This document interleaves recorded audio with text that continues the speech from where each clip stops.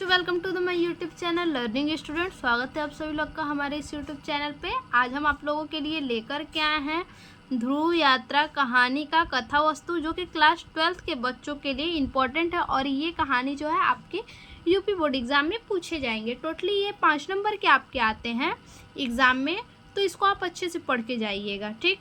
तो देखिए, आपका ये कहानी जो देता है 80 शब्द में लिखने के लिए। तो देखिए किस प्रकार से लिखेंगे।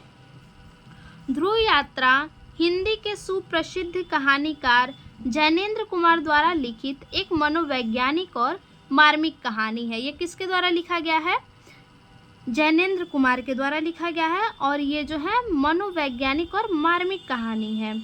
जैनेन्द्र प्रेमचंद्र परंपरा के अग्रणी कहानीकार हैं। क्या है? जैनेन्द्र प्रेमचंद्र परंपरा के अग्रणी कहानीकार हैं। इन्होंने मनोवैज्ञानिक कहानियाँ लिखकर हिंदी कहानी कला क्षेत्र में एक नवीन आयाम स्थापित किया है। इन्होंने क्या किया है?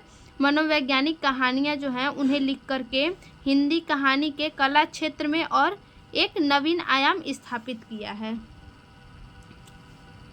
जैनेन्द्र ने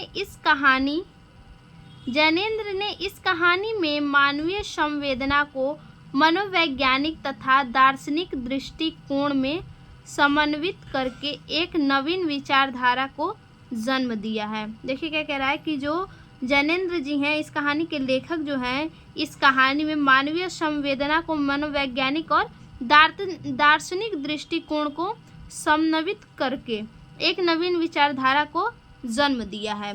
कहानी की कथा वस्तु में जैनेन्द्र ने एक सुसंस्कारित युवती के उत्कट प्रेम की पराकाष्ठा को दर्शाया गया है। किसको दर्शाया गया है? एक सुसंस्कारित युवती है, उसके उत्कृष्ट प्रेम की पराकाष्ठा को दर्शाया गया है, जिसमें प्रेम को नारी से अलग एवं उच्च स्थान दिया है।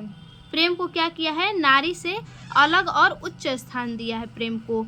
कहानी का प्रत्येक पात्र कर्तव्यनिष्ठ एवं नैतिकता के प्रति सचेत दिखाई पड़ता है। जो कहानी का प्रत्येक पात्र है, जितने भी पात्र हैं वो क्या है? कर्तव्यनिष्ठ पात्र हैं। सबने अपने कर्तव्य को अच्छे से निभाया है और नैतिकता के प्रति सचेत दिखाई पड़ता है। जिसकी पूर्णता के लिए वे जीवन अर्पण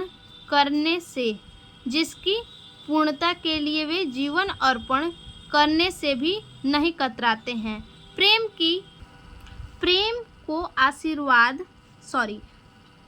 की पवित्रता को आशीर्वाद की कसौटी पर कसना कहानी का प्रतिपाद्य रहा है। अपने प्रतिपाद्य को व्यक्त करने में कहानीकार को सफलता तो अवश्य मिल गई।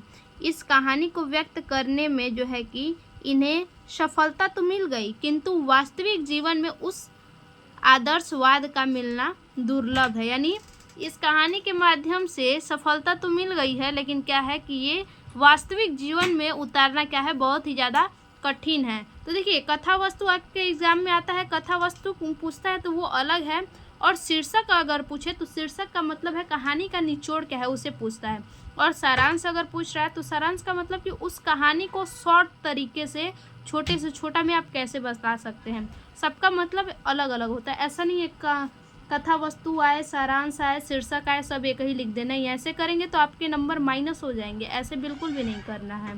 तो आज के लिए बस इतना ही। फिर से मिलते हैं एक और नए वीडियो में। तब तक के लिए धन्यवाद।